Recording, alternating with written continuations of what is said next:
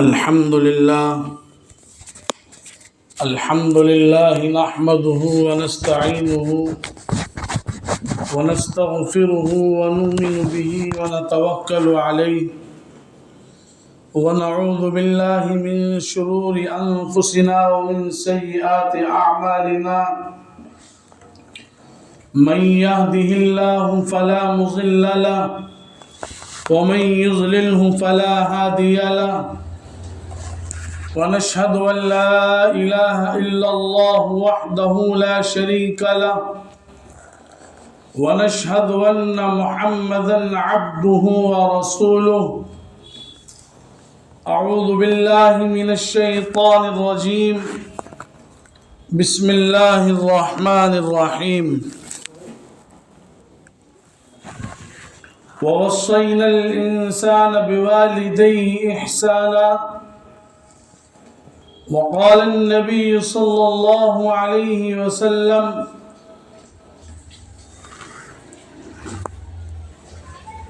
رضا الرب رضا الوالد أو كما قال عليه الصلاة والسلام۔ حاضرین محترم، سامعین عظام، جن رشتوں کے درمیان ہم سانس لیتے ہیں یا جن رشتوں کے درمیان ہم اپنی زندگی گزارتے ہیں، یا یوں کہہ لیں جن رشتوں میں ہمارے لیے اہمیت کا حامل رشتہ ہے، وہ والدین کا رشتہ ہے، ماں باپ کا رشتہ ہے، اور ان ماں باپ کے رشتوں میں ہمارے لیے دونوں رشتے اہمیت کے حامل ہیں، لائق تعظیم ہیں اور لائق عظمت ہیں۔ لیکن آج ان ماں باپ کے رشتوں میں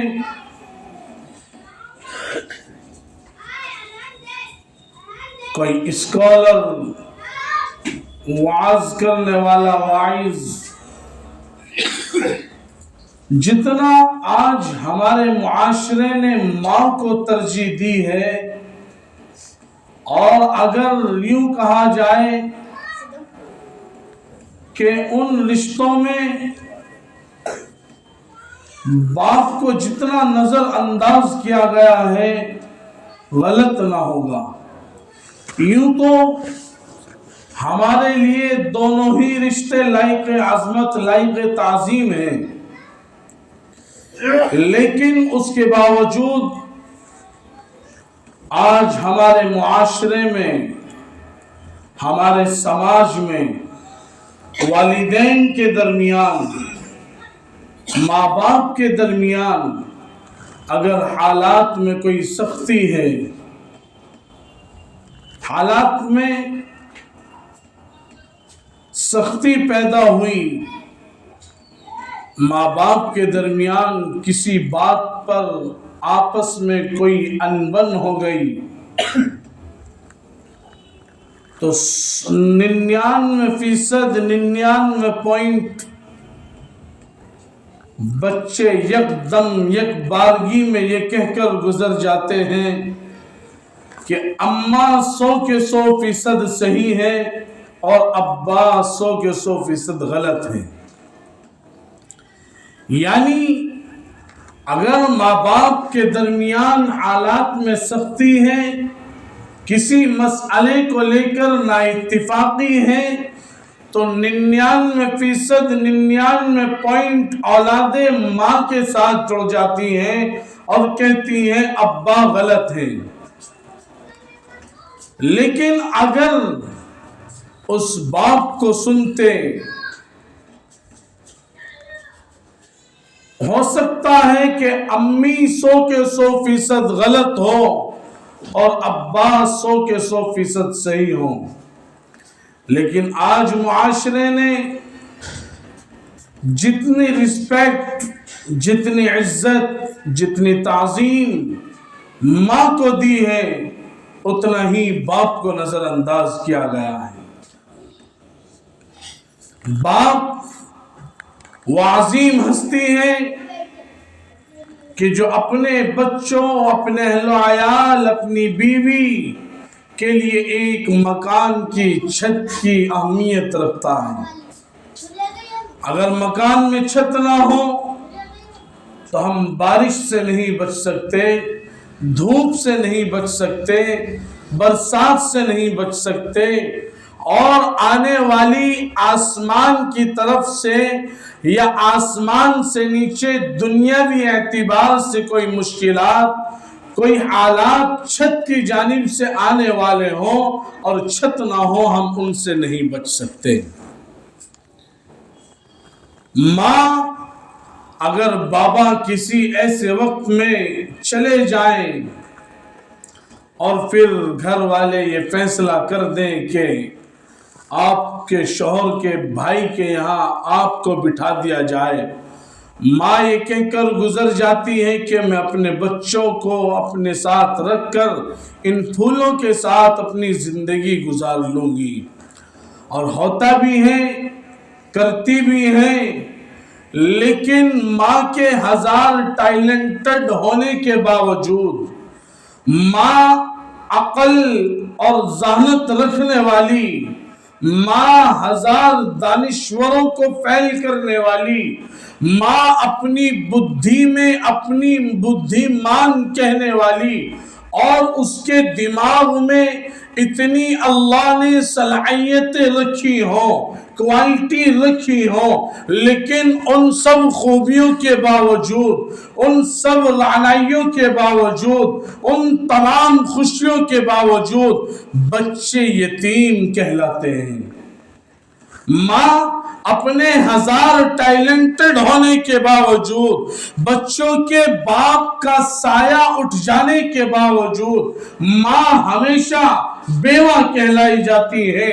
اور ان ایاموں میں زندگی گزارتے ہیں۔ ہونے کو ان کے چچا بھی ہیں، تایا بھی ہیں، پھوپا بھی ہیں، خالو بھی ہیں، یعنی یوں کہیں ددیال سے آنے والی قرابت میں جو لوگ آتے ہیں وہ بھی موجود ہیں، ننیال سے آنے والی قرابت میں جو لوگ آتے ہیں وہ بھی موجود ہیں، لیکن سب باپ کے بغیر نہ آنے میں ہیں۔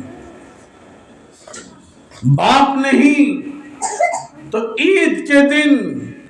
بچوں کے سر پر ہاتھ رکھنے والا کوئی نہیں، ماں موجود ہے، لیکن ان کا آج کا دن، آج کی گھڑی ایک مفلسی کے حالت میں گزرتی ہے۔ ان کی اپنی کسی خوشی کے، کسی غم کے موقع پر ان کو سہارا دینے والا، ان کی خوشی کے لمحات میں حوصلہ افزائی کرنے کے باپ کے دو جملے، یا کسی غم کے موقع پر باپ کا اس کے کاندھے اور سر پر ہاتھ رکھنا، اس سے وہ بچے لاچار مجبور ہیں۔ لیکن آج اس امت نے جتنا باپ کو نظر انداز کیا ہے، اتنا ہمیں کرنا نہیں تھا۔ اللہ کے نبی نے فرمایا، رضا ربی رضا الوالد، تمہارے باپ کی ناراضگی میں میری ناراضگی ہے، تمہارے باپ کی رضا میں میری رضا ہے۔ آج معاشرہ سمجھتا ہے کہ ماں کے قدموں کے نیچے جنت ہے، ماں کی خدمت کریں گے، ماں کو خوش کریں گے، جنت کے مستحق ہوں گے، جنت مل جائے گی۔ لیکن ہم یہ نہیں سمجھتے، جس ماں کے نیچے اللہ نے جنت کا حکم دیا ہے، جس ماں کے قدموں کے نیچے نبی نے جنت کا سبق پڑھایا ہے، انہی اپنی شریعت و سنت سے ہمیں یہ سبق ملتا ہے کہ باپ جنت کا دروازہ ہے، وہ مقفل ہے،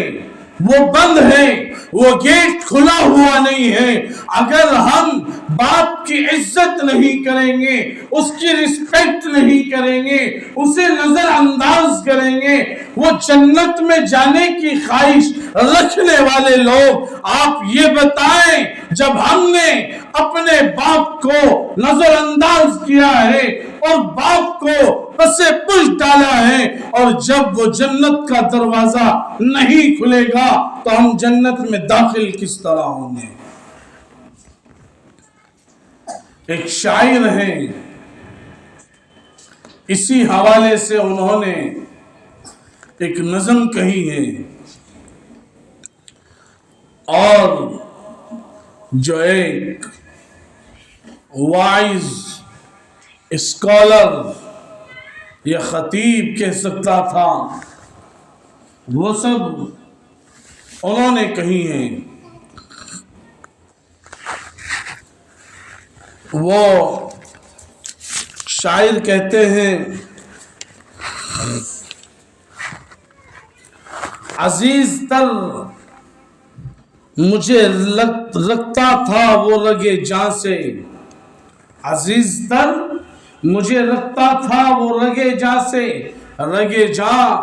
وہ نس ہے، اس مقام کا نام ہے کہ اگر اس کو کاٹ دیا جائے یا اس کا جو کام ہے وہ اپنا کام کرنا چھوڑ دے، بندے کی بینڈ بج جاتی ہے اور اس کے بعد انا للہ و انا الیہ راجعون پڑھا جاتا ہے اور بندہ اس دنیا فانی سے چلا جاتا ہے، رخصت ہو جاتا ہے۔ انہوں نے کہا عزیز تر رکھتا تھا وہ مجھے رگے جاں سے، یہ بات سچ ہے میرا باپ کم نہ تھا ماں سے۔ میں نے کبھی دیکھا ہی نہیں، ہم نے کبھی سمجھا ہی نہیں، ہم نے کبھی باپ کو دیکھنے کی کوشش ہی نہیں کی۔ اگر ہم باپ کو سمجھتے، کوشش کرتے کہ باپ کیا چیز ہے، باپ کیا شے ہے، تو ہماری سمجھ میں آتا اور ہمیں یہ تمام چیزیں سوچنے اور سمجھنے کی ضرورت نہ پڑتی۔ لیکن یہ بات سچ ہے میرا باپ کم نہ تھا ماں سے، عزیز تر مجھے رکھتا تھا وہ لگے جاں سے، یہ بات سچ ہے میرا باپ کم نہ تھا ماں سے۔ اور آپ کو یہ لگتا ہے ابا غصہ بہت کرتے ہیں، ابا کے دماغ میں بل رہتے ہیں، حاجی مول صاحب آپ کو کیا پتا پاپا غصہ بہت کرتے ہیں، ماتھا ٹھیک رہتا ہی نہیں۔ لیکن آپ نہیں جانتے ان جمہوری فیصلوں کو جو گھر کے اندر دروازے کی کنڈی لگا کر اماں اور ابا کے درمیان جو فیصلے ہوتے ہیں، اور جس فیصلے کی تائید کرتے ہوئے ابا کا کردار مشکوک ہوتا ہے، ماں کہہ کر گزر جاتی ہے کہ میں تو ماں ہوں، میری کہاں مانے گا، میری نہیں سنے گا، تم کہہ دینا، تم سے ڈرتا ہے، اور بچے سمجھتے ہیں ابا غصہ بہت کرتے ہیں۔ لیکن ایسا نہیں، وہ ماں کے کہنے پہ کچھ رعب مجھ پہ رکھتا تھا، یہی وجہ تھی مجھے چومتے جھجکتا تھا۔ تمہارا باپ ہے، تمہیں گلے لگانا چاہتا ہے، تمہیں چومنا چاہتا ہے، تمہیں اپنے سینے سے لگانا چاہتا ہے، لیکن وہ جمہوری فیصلوں نے اس کو مجبور کیا ہوا ہے۔ وہ آشنا تھا میرے ہر کرب سے، ہر دم وہ کھل کر رو نہیں پاتا تھا مگر سسکتا تھا۔ وہ سمجھتا تھا اگر میں اپنے بچوں کے سامنے رو دیا، اپنے بچوں کے سامنے اپنی کم سنی اور اپنے چھوٹے دل کا اظہار کر لیا میرے بچے بڑھنے سے پہلے ناکام ہو جائیں گے، میرے بچے اس رشتے دنیاوی میں کمزور پڑ جائیں گے، اپنے بچوں کو پروان چڑھانے کے لیے یہ عظیم باپ تھا جو اپنے بچوں کے سامنے اپنی انا کو کچلتا ہے اور اپنی تمام چیزوں کو بالائے تر رکھتا ہے اور روتا نہیں، اور بچوں کے سامنے ہمت کا وہ پہاڑ بن کر کھڑا رہتا ہے جس سے بچوں کا حوصلہ بنا رہتا ہے۔ وہ آشنا تھا میرے ہر کرب سے، ہر دم وہ کھل کر رو نہیں پاتا تھا مگر سسکتا تھا۔ جڑی تھی اس کی ہر ایک آہا فقط میری ہاں سے، جڑی تھی اس کی ہر ایک ہاں فقط میری ہاں سے، یہ بات سچ ہے میرا باپ کم نہ تھا ماں سے۔ آپ کا باپ ہے، صبح گھر کی چار دیواری سے نکل کر معاش کمانے گیا ہے،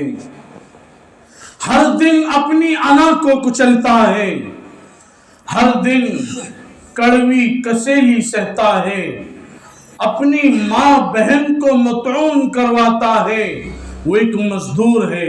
ایک کسان ہے، کسی کے یہاں ملازم ہے، کام کرتا ہے، لیکن اپنے پر آتی ہے سب سہتا ہے۔ آپ کا باپ ہے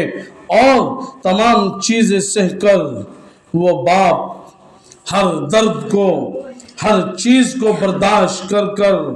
ایک ہمت کا، استقامت کا پہاڑ بنا رہتا ہے۔ کیا ہر ایک درد وہ خود پہ چپ چاپ سہتا تھا،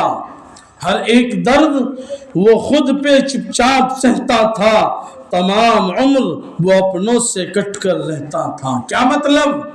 تمام عمر وہ اپنوں سے کٹ کر رہتا تھا۔ آپ کا باپ ہے، آپ اس کی اولاد ہیں، آپ کے باپ کے سامنے چچا نے، تایا نے، خاندان نے، رشتہ دار نے، محلے نے، پڑوس نے کچھ کہہ دیا، باپ ڈٹ گیا، اڑ گیا اور گریوان پکڑ لیا اپنے بھائی کا، اپنے بھائی سے اپنے بچوں کے خاطر لڑائی کر بیٹھا، لڑائی مول لے لی، اپنی بیوی سے برجستہ لڑائی لے لیتا ہے، محلے سے کٹ جاتا ہے، یہاں تک کہ گھر خاندان کے لوگوں سے کٹ جاتا ہے۔ اولاد کو ایک عرض یا ذرہ برابر بھی اگر کوئی تکلیف دے باپ برداشت نہیں کرتا۔ شاعر اسی کو کہتا ہے تمام عمر وہ اپنوں سے کٹ کے رہتا تھا، وہ لوٹتا تھا کہیں رات تو دیر سے، دن بھر گلے بھر کے تھے مجھے ایسے چاک داما سے۔ یہ بات سچ ہے میرا باپ کم نہ تھا میری ماں سے۔ آپ نے دیکھا تہوار آیا، عید آئی، گھر میں خوشیوں کا ماحول یا کوئی خوشی کا منظر آیا، یا یوں کہہ لیں عید آئی، گھر میں موجود جوان بچے سب نے کپڑے بنائے، سب اپنے من پسند کپڑے لائے، پیر میں پہننے کے لیے جوتے چپل لائے، سر پر اوڑھنے کے لیے ٹوپیاں لائے، بہنوں نے بنائے، بھائیوں نے بنائے، بیوی نے بنائے، سب نے کپڑے بنائے، لیکن ایک ذات ہے، ایک گھر میں اکیلی ذات ہے، تنہا فرد ہے جس کو میں اور آپ باپ کے نام سے سمجھتے ہیں۔ وہ باپ اسی گھر میں رہتا ہے جہاں سب رہتے ہیں، جہاں سب نے تہوار کے موقع پر، خوشی کے موقع پر کپڑے بنائے، لیکن وہیں اولاد کی آنکھیں مچی ہوتی ہیں، اولاد جہاں بہت ساری چیزیں دیکھتی ہیں وہاں خاموش رہتی ہیں اور اپنا دیکھنا پسند نہیں کرتی اور اپنے ماتھے پہ کی میچ لیتے ہیں، دل کی دنیا کی آنکھیں ختم کر جاتے ہیں، اور ان سے باپ کہتا ہے पुराना सूट पहनता था, कम वो खाता था। क्या मतलब? बाप के घर गरीबी है, मुफलिसी है, खाने के लिए सालन कम है, रोटियां कम है, दस्तरखान पर बाप बैठा है, वो चंद टुकड़े खाता है और उठ जाता है, और बच्चे या बीवी या माँ जब उससे खाने के लिए कहती है, वो कहता है सुबह मैंने नाश्ता बहुत कर लिया था, मेरे बच्चों अब खाने की उम्र नहीं है, एक जमाना था जब हम खाते थे, लेकिन ऐसा नहीं है। उसे भूख लगती है, वो झूठ बोलता है अपने बच्चों की खातिर, अपनी औलाद की खातिर। वो समझता है अगर मैंने खा लिया मेरी औलाद क्या खाएगी और मेरे बच्चे भूखे रह जाएंगे। यही बात है, पुराना सूट पहनता था, कम वो खाता था, मगर खिलौने मेरे सारे दिलाता था। आपने किसी बात की फरमाइश की, आपका बाप है, अपनी अना को कुचला, अपने ऊपर, अपनी जात के ऊपर